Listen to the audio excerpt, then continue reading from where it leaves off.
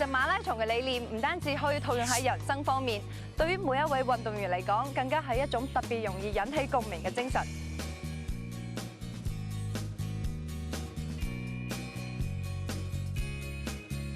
香港劍擊代表歐倩瑩喺廣州亞運入邊連續擊敗2位國家隊猛將，為香港奪得1面銀牌。突如其來嘅收穫令佢發現，原來喺劍擊路途上一直支持住佢嘅就係呢一份運動員嘅信念。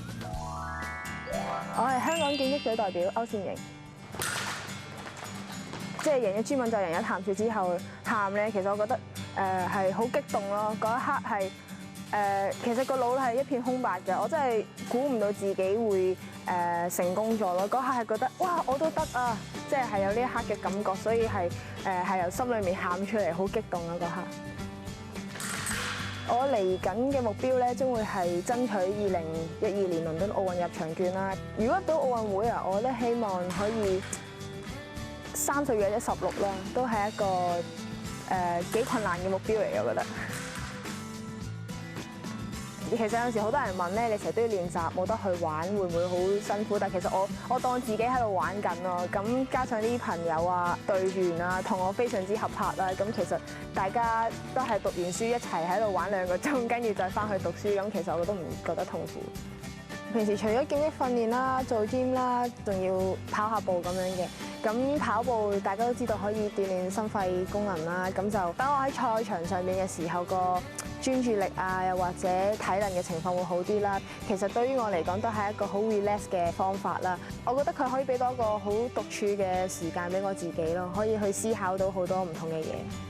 我知道好多退役運動員咧都中意跑馬拉松嘅，咁我覺得其實可能係因為馬拉松嗰種堅毅嗰種精神咧，對於佢哋嚟講，其實雖然佢哋退咗役，但係其實佢哋都好想有一個磨練嘅機會啦。咁佢哋可能透過跑馬拉松咧，就延續佢哋嗰個運動員嗰種精神。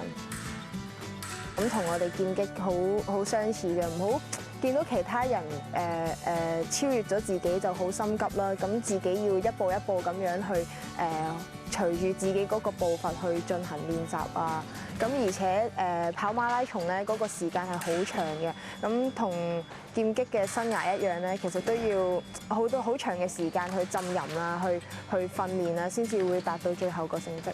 其實勝負真係唔係咁重要咯，可能個過程享受個過程係非常之緊要嘅，咁而且當你冇預計到你會攞獎，而最嬲尾有咁嘅結果嘅時候咧，係比你預期會更加之開心。